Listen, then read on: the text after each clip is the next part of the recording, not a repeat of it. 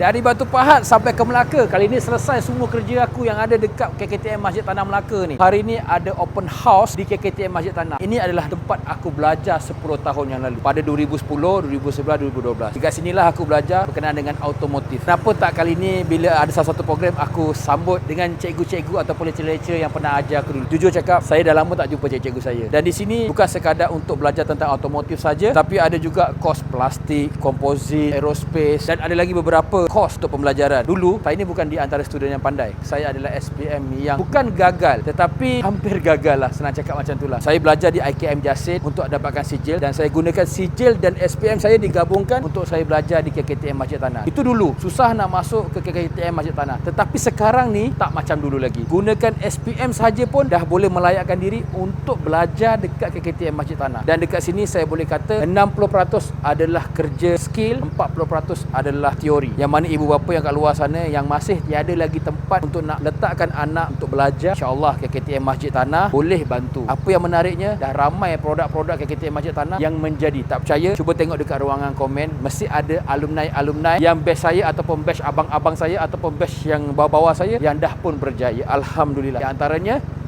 saya lah, taklah berjaya sangat, tapi syukur Alhamdulillah mampu ada 30 orang staff, mampu ada 2 syarikat yang bagus. Tunggu apa lagi, mak ayah kat luar sana hantar anak-anak awak semua belajar kat sini. Dulu mak ayah saya lah yang paksa saya belajar untuk belajar kemahiran. Sebab ayah saya cakap dekat saya satu perkara macam ni, kalau kau tak pandai akademi tak apa nak, yang penting skill mesti mau jadi. At least kalau tak boleh cari makan guna akademi, boleh cari makan guna skill. Nasihat daripada ayah saya, sekarang saya dah di sini.